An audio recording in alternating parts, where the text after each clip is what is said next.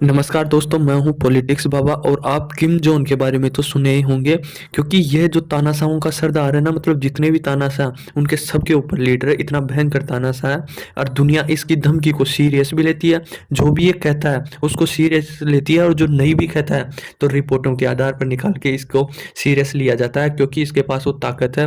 ये कहता है ना जो करने की, वो उसके पास ताकत है, इसलिए दुनिया इसको सीरियस लेती है और दुनिया इससे काफ़ी ज़्यादा परेशान भी है। किसका करे क्या, ये मतलब कुछ समझता ही नहीं है, बिल्कुल अपनी मर्जी चलाता है और जो मतलब किसी को भी धमकी दे देता है।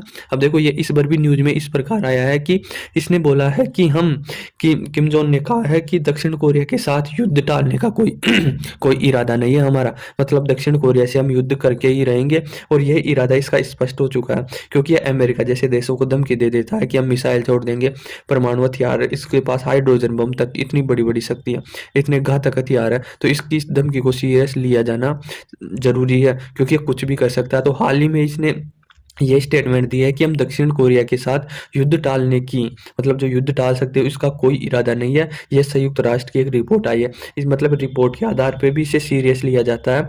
अपनी सेना की, मतलब ये अपनी सेना है ना, उसकी लगातार ताकत बढ़ा रहा है और जो अपनी सीमा है और जो भी परमाणु हथियार है उसको लगातार डिप्लॉय कर रहा है।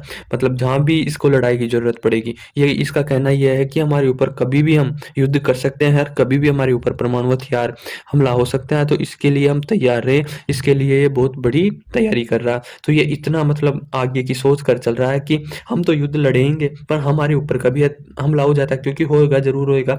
अमेरिका आएगा उधर से, तो इस पर इसके पास भी, मतलब अमेरिका भी इस प्रकार से नहीं करेगा हमला, क्योंकि अमेरिका पर भी ये कर सकता है क्योंकि इसके पास परमाणु हथियार, हाइड्रोजन हथियार और न्यूक्लियर जितने भी हथियार है ना, बहुत घातक हथियार है, मिसाइलें भी है, भाई अमेरिका तक पहुंचा सकता है। तो इसको सोच समझ के टैकल किया जाता है। तो इसने बोला है कि हमें युद्ध टालने का कोई इरादा नहीं है।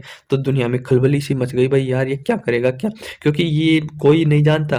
क्योंकि अमेरिका देखो सॉफ्ट पावर का इस्तेमाल करता, अपनी जीडीपी का इस्तेमाल करता, अपना डॉलर का इस्तेमाल करता, तो इस पर तो वो भी हथियार, मतलब हथियार के रूप में इस्तेमाल करता है अपनी जीडीपी का अमेरिका। तो इस पर तो वो भी इस्तेमाल नहीं कर सकता है अमेरिका, क्योंकि इस पर कुछ असर ही नहीं पड़ेगा, क्योंकि ये कुछ अमेरिका से ले ही नहीं रखा है। सैंक्शन लगा चुका है जितने लगाने थे ना अमेरिका को, पर इस पर कोई असर नहीं है क्योंकि ये अमेरिका से कुछ ना तो एक्सपोर्ट करता है ना इंपोर्ट करता है, मतलब कोई लेना देना नहीं है। तो आपस में बासनबाजी चलते हैं, जितने सैंक्शन लग चुके थे लग चुके हैं इसके ऊपर।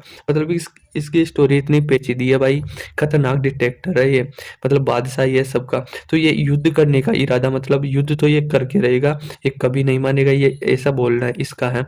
अब देखो समझो, इससे पूछे भाई आप उत्तर कोरिया दक्षिण कोरिया दोनों समझौता कर लो, तो इस पर भी इसने स्टेटमेंट दे दिया कि हमारा कभी समझौता नहीं हो सकता। ये इतना खतरनाक है। अब देखो इसकी लोकेशन मैं आपको बता दूं, देखो ये उत्तर कोरिया है, मैप में देखो आप, ये उत्तर कोरिया, इसके नीचे दक्षिण कोरिया। तो ये दक्षिण कोरिया के इसके बीच में लड़ाई चलती रहती है और ये इसको धमकी देता रहता है, और अमेरिका कभी दक्षिण कोरिया के पक्ष में उतरता है तो अमेरिका को भी ये धमकी दे देता है कि हमारे पास मिसाइल है, हम लॉन्च कर देंगे, तो अमेरिका को भी ये धमकी दे देता है। तो अमेरिका भी जानता है भाई इसके पास है हथियार, और जो मतलब दुनिया प्रतिबंध लगा रखी है ना भाई, आप हथियारों का वो नहीं कर सकते हो, परीक्षण नहीं कर सकते हो, तो इसके ऊपर ये भी नहीं करता, ये खुलेआम परीक्षण करता है। ये तो बोल के करता है कि मैं अब परमाणु बम का परीक्षण कर रहा हूँ, अब हाइड्रोजन बम का परीक्षण कर रहा हूँ, आज इस मिसाइल का परीक्षण कर रहा हूँ, पर इसका करे क्या, कुछ नहीं कर सकता क्योंकि दुनिया से कट ऑफ है ये देश, इतना मतलब दुनिया से जुड़ा हुआ नहीं है, तो कुछ कर नहीं सकते। अब इससे है ना जापान भी काफ़ी परेशान होता है इससे, क्योंकि जापान को भी कहीं न कहीं लगता है कि ये डिक्टेटर है, ये मतलब उल्टी बुद्धि का है, कुछ भी कर सकता है, हमारे ऊपर भी मिसाइल गिर सकता है। तो ये जापान की ज़िम्मेदारी भी अमेरिका ही है, तो अमेरिका यहाँ पर भी आ जाता है। तो ये ज़्यादा तो इन दोनों देशों से ज़्यादा तो ये अमेरिका को धमकी देता रहता। तो अमेरिका जब ट्रम्प की सरकार थी ना, तो ट्रम्प भी इसको मतलब धमकी देता था। तो दोनों के बीच दोनों ही ऐसे थे, मतलब कुछ भी बोल देते थे। अब इस साइड इसकी चाइना है, तो चाइना की इसके साथ अच्छी बनती है, क्योंकि चाइना में भी वही डिक्टेटर है, मतलब वही तानाशाह सरकार है, लोकतांत्रिक देश है नहीं, मतलब वहाँ की जनता को दुनिया की दिखाते नहीं है, वहाँ के अलग सोशल मीडिया अलग है, मतलब दुनिया से जोड़ के नहीं रखते हैं। ऐसे हम तो सोशल मीडिया के द्वारा जान सकते हैं भाई अमेरिका में क्या चल रहा है और यूरोप में क्या चल रहा है, वो जान सकते हैं भारत में क्या चल रहा है, पर यहाँ पर नहीं है, ये अलग ही तरीके से ये कट ऑफ करके रखते हैं दुनिया को, दुनिया से। इधर इसके ऊपर रूस है, तो रूस भी एक उसी प्रकार की माइंडसेट का देश है। तो इन तीनों देशों की अच्छी मेजोरिटी है और ये भी है, कहीं न कहीं चाइना और रूस भी इसको मतलब भड़काते रहते हैं। भाई आप ये अमेरिका को ऐसे धमकी दो, इस प्रकार ऐसे धमकी दो जापान को, उत्तर कोरिया को ऐसे धमकी दो, तो इस प्रकार से ये है। अब देखो इस प्रकार से ये है ना, तो ये मतलब मैप में भी इसके आस-पास जितने भी देश हैं, उसको सबको परेशान करता रहता। इसकी राजधानी की बात करें तो प्योंगयांग है, प्योंगयांग प्रोनाउंसिएशन सही नहीं हो रहा तो आप देख लेना। और एक ये जो राष्ट्राध्यक्ष है तो आप जानते हो किम जोन है जो डिक्टेटर है, जीडीपी इसकी कोई खास अच्छी है नहीं, मतलब 40 बिलियन के आसपास है। जो भी इनको पता नहीं कौन दिया है आंकड़ा, कब इसकी जीडीपी वो हुई है, मतलब ऐसे ही अनुमान लगाया जाता है कि वहाँ पर तो कुछ डेटा है नहीं, ऑफिशियल सरकार देती नहीं है उत्तर कोरिया की, क्योंकि तानाशाह तो इसको देती नहीं। जनसंख्या की बात करें तो 28 मिलियन, मतलब 3 करोड़ के आसपास इसकी जनसंख्या है। तो इस प्रकार है। अब देखो इसके पास ही है ना, ये एक तो ये उत्तर कोरिया, एक ये साउथ कोरिया।